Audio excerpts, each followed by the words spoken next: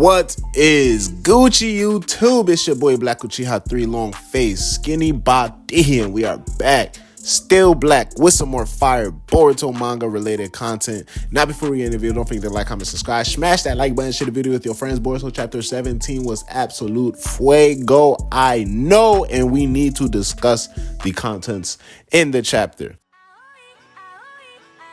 9 mountains and 8 seas make one world. 1,000 worlds make one chiliocosm. 1 chiliocosm to the power of 3, and there's nothing I can't cut. Okay, so first and foremost, happy holidays. Those of y'all celebrating, those of y'all who's linking up with friends and family. I hope y'all enjoy your time. Currently, I am, and I know I'm so famous for saying this, but I am out of town as of the record. Like, I'm not even recording home right now. And it's one thing, because normally I would record prior and let y'all know I'm gonna be out of town by the time the video's up. Like, I am out of town right now. Like, I didn't sleep since, I don't know, probably at least like 14 hours ago. I've been up all night, all day today, traveling, doing everything, this, that, and the third, meeting up with family, and just, like I said, doing this, that, and third. But long story short, Boruto chapter 17 don't stop the green, you feel me? The chapter was still gas, so let's not sit here and cap. Now, one thing I can say that we all guessed 100%, pat yourselves on the back right now if you are listening to this video and you know you watch Black Uchiha videos. We guessed it. We all guessed it, right? And it's crazy that I'm even going to say this, but we were 100% right. Boruto chapter 17 was going to subvert our expectations. And exactly what did they do? They subverted the fuck out of those expectations, because one thing is for sure, two things for certain. I didn't know what was going to happen, but I can guarantee you I would have bet a pretty penny on it. You would have asked me a month ago. I'd have been like, it's going to be a fight in chapter 17. I don't know who's going to fight, how the fight is going to look like, or why the fight is even going to be going down, but a fight will be partaken in. And idealistic world, it would be a Mangekyo Sharingan Sarada Uchiha fight, right? But we're looking at everything. Sarada is in her head. She's still contemplating on Sumire. There's a couple of manga panel shots with her face zoomed in on, and I ain't gonna lie, I'm like, okay, she's looking like it's actually probably getting her mad. So maybe this is something good. Maybe I should be glad, right? All of that aside, we get some bickering, some back and forth between Yodo and Araya, right? We got my guy, I'm not gonna lie to y'all, my guy Konohamaru was stepping up this chapter. And shout out my boy Mello the Dreamer, because I know he's been one to emphasize to us, bro. He had to fight tooth and nail to make it seem like he was the #1 Konohamaru fan when he wasn't, to defend Konohamaru against all the slander, and rightfully so, inaccurate and wrongful slander, and me obviously being a part of that time. I'm not gonna switch it up though. I'm just giving him props where the props is due. Like, I still am gonna make fun of Konohamaru. But as I say time and time again, whether whatever character is, whether it be Kawiki, because y'all know I don't like the man, or whether it be Jura, because you know I got respect for him, but I got respect for the things, you know, the way that it unfolded and how I can see possibly, you know, what they can do with Konohamaru for Konohamaru going forward, because the central figure and the type of focus that his character is actually getting, especially in the spotlight of chapter 17, was kind of like crazy to me. It threw me off. And throughout Naruto Next Generations, correct me if I'm wrong now, chat, and Two Blue Vortex, I think this chapter is probably the most Konohamaru-centric chapter out of the entire Boruto, probably even Naruto franchise, because he's the center focus in the flashback, he's the center focus in the current things that is going down, and he's the center focus for the hope in moving forward in the mission. All, you know what I'm saying, all of this lies on Konohamaru in order to keep Matsuri occupied. So, before we can get to the breakdown of the mission, right? Before we can get to the know-how, right, of the things that occur and the things that actually happen, let's just talk about the cover. I'm not gonna lie to y'all. Y'all know, like, Boruto got it on. Cold. Mitsuki's simple, but it works. He got that shit on. Kashin and Koji fly as fuck. But this nigga Araya, bruh, I might wear something like that in real life. He is putting that not even for the sound repetitive. This nigga doing it. Like, that nigga Araya, he got it, bro. The color scheme, the splash, the hoodie. This dude wearing jeans. In the Naruto verse, you think it'd be Killer Bee or his offspring. But nah, my guy Araya said we out here, bro. Goatee, eyes covered because he tired of looking at and seeing all of the bullshit. What are you talking about?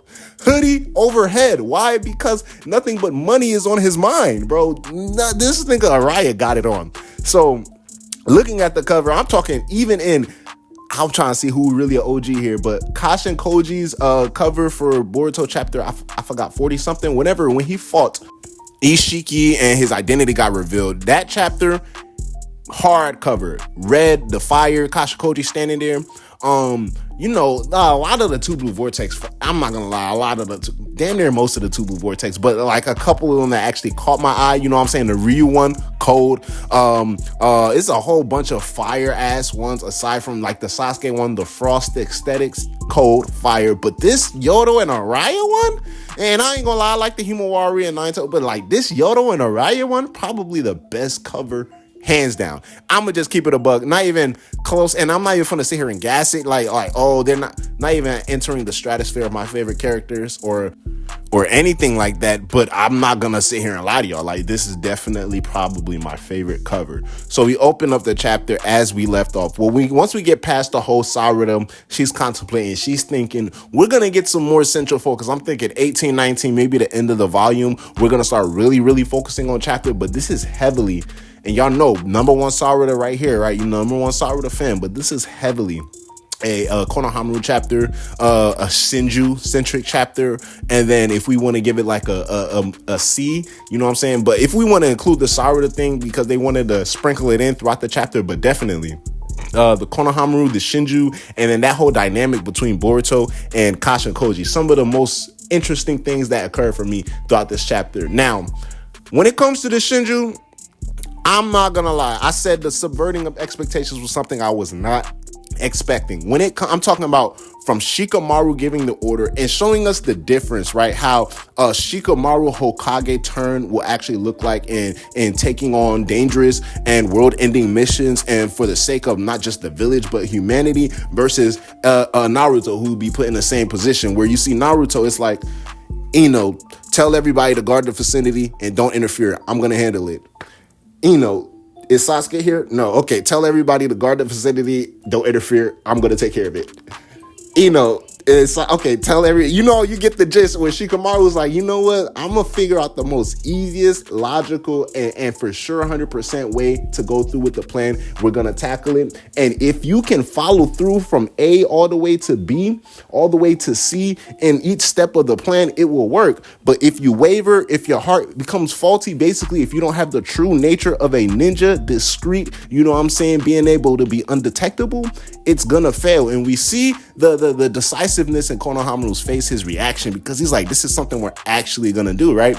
And I'm kind of worried, and I'm worried because when we see them interact with the Shinju and they approach the Shinju as the chapter's unfolding, two people particularly catch my eye in terms of how they decide to, converse with the Shinju, right? It's Sarada and Konohamaru. Now, Konohamaru, obviously, because for some reason, right, despite having Matsuri alone for so long, whether it be he wants to simply wait until the other team can rendezvous with him, or is it something that just, we understand Konohamaru, his likeliness to Naruto, how much he looked up to Naruto, how much he kind of, basically is a Naruto 2.0, even though he's not really a Naruto 2.0. Konohamaru isn't the type of guy to go through with this mission, which is why we can see Shikamaru emphasizing and doubling down and also trying to make sure Konohamaru is up to par and realizing that he is the only one who can actually go through with this mission. So nobody would have guessed, but yes, let me not cap, because there's definitely been fan arts and people guessing about it, but Matsuri is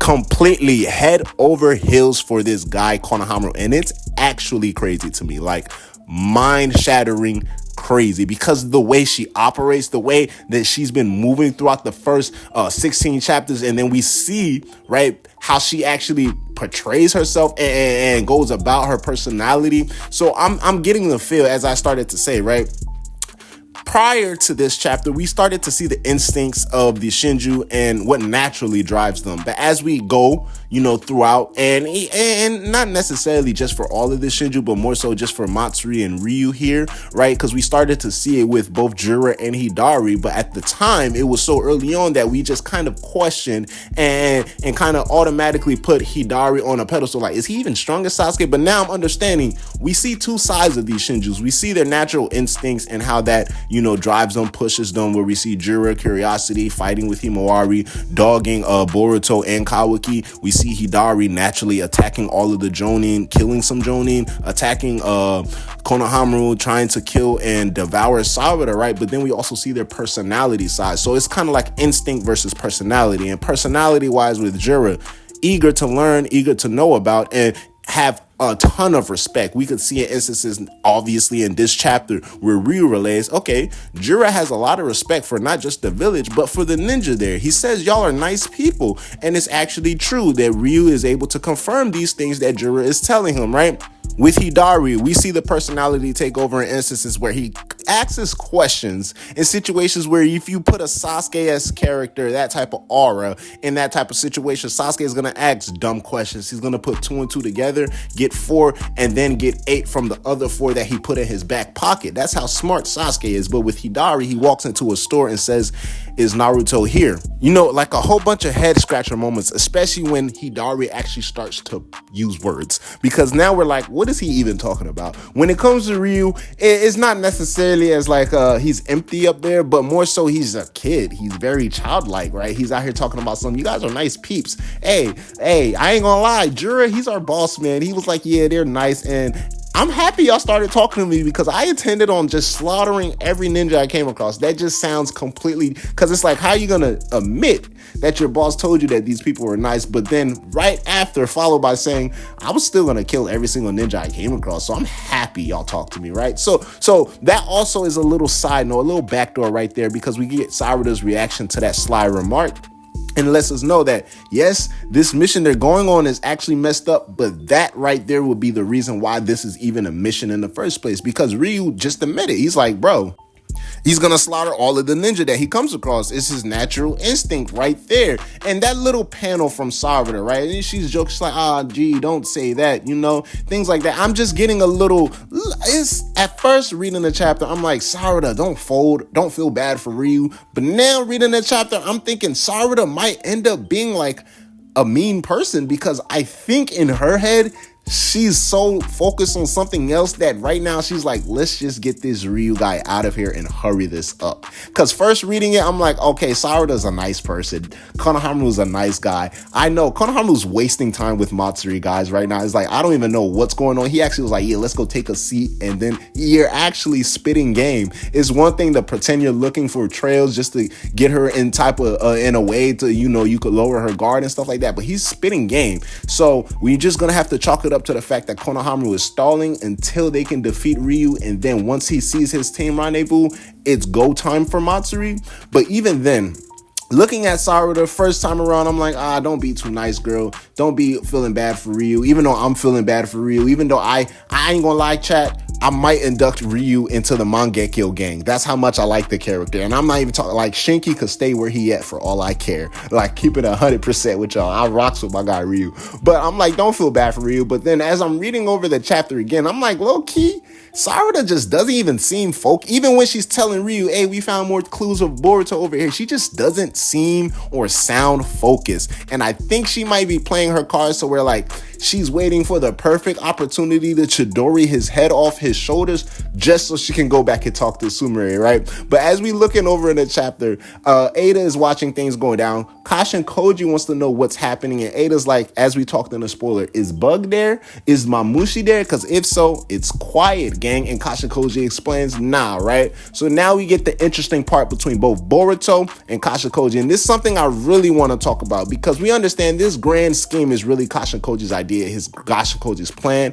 the actual implications of the plan and the details to actually make it go from a plan, a thought, a theory to an actual success or being actually put out and played in the field is up to Shikamaru. But the whole grand scheme is really just Kashin Koji's plan being put together and executed right now.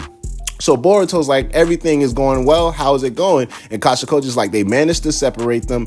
Now, ideally, which lets me know that in a possible future that Kashin saw, Sarada, Mitsuki, Yodo, and Araya defeated and jumped Ryu. And then they went and tag teamed with Konohamaru, defeated and jumped Matsuri. So ideally, meaning in the perfect future that Koji saw, Sarada and her team defeats Ryu, they rendezvous with Konohamaru and defeats Matsuri. Right now, Boruto's asking, what are the chances of failure? How high is it? Because out of all possible futures, you can see the possibilities. So say all possible futures mean 10. Out of all 10 futures, in 7 of them, they die. They fail. In 3 of them, Matsuri and Ryu are defeated by this team, but it's only a 30% chance of success, 70% chance of failure. So basically, Boruto wants a number, and he's irritated with Kashin for not getting a number.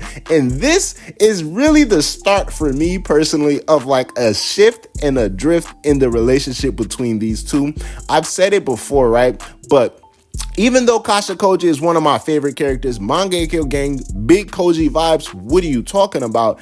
I kind of see, an indifference growing in between him and Boruto, and the emphasis on Boruto not to even join the battle in this chapter, right? I think, and I'm pretty sure this think is going to become a I know, but for a fact, Boruto is not going to sit there in a hideout and let these events play out. There's something that's going to drive or force Boruto in a way to make a move, and we see, despite all means, Kashin wants that to be the exact last thing that Boruto does, because he tells Boruto straight up, the percentage wise is not important.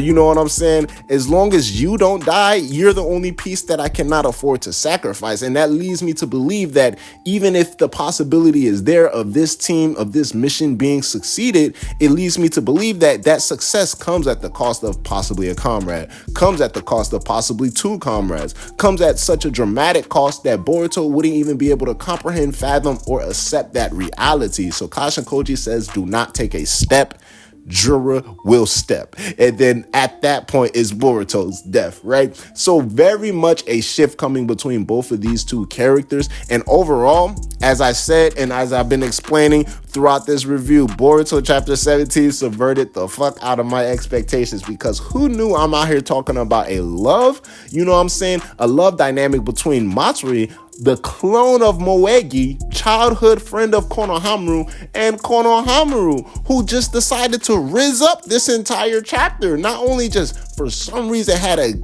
extra amount of aura all around him, but played it off smooth with the dialogue and dialect as well when he's talking to Matsuri. So everything is definitely there. Overall, if we're looking at the chapter, my early reaction, I probably would have gave it an 8.5, 9 out of 10, somewhere in that ballpark, but a 10 out of a 10 chapter. Not my favorite chapter. You already know my favorite chapters. Big chapter 10, big Himawari versus Jura, big Mitsuki versus Boruto, big Boruto versus the Shinju. So I believe chapter 4, 7, and 10, big 3 of the Boruto Tubu Vortex so far for me. Amazing chapters. Special shout out to chapter 11, and probably this chapter 17, might be one of those special shout outs too. But like I said, 10 out of 10 chapter, amazingness all around. The cliffhanger was something that they just had to give us, because at that point, the main story is going, but that's going to be such a focal point that you can't go 3 chapters without doing anything with Kawaki and Amada, because way back since 14, Boruto told Kawaki what was going down and what happened, so we can't go 15, 16, and 17 without seeing anything. So that cliffhanger was very much expected and needed, so I'm looking forward to that. So definitely chapters 18, 19, 20, Kawaki Amado, Himawari Kumarama, and this Sarada Sumire, but definitely I want to see Sarada snap going forward, but Sarada definitely emotional balance and stability.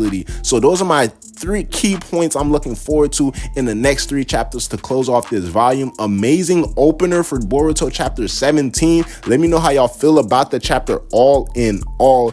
And if you actually think Shikamaru and Koji's plan to take out these Shinju will work, do you think Koji is making the right calls, ensuring that Boruto doesn't do what Boruto wants to do and allow any other sacrifices that may come into fruition for the best possible future that he saw, and Shikamaru understanding that if he wants to get things done in a manner that seems very realistic, understanding the power that he has, he can't go about things in an unrealistic manner, similar to what Naruto had because of his unrealistic powers. So things like lying and betraying and backstabbing an enemy, an opponent that is leagues stronger than you, makes sense in this regard, and it actually works when it comes to Shikamaru and his position. And I think a lot of people just respect bars and respect level went up for Shikamaru in the Hokage position. So let me know how y'all feel. Boruto 2 Blue Vortex Chapter 17 was straight gas. It's your boy Black Chi. I'm still out of town, but stay tuned. I might even have another video or two for you guys. Happy holidays. Enjoy your time with your friends and family. Black Chi out. Yes, sir. Ski.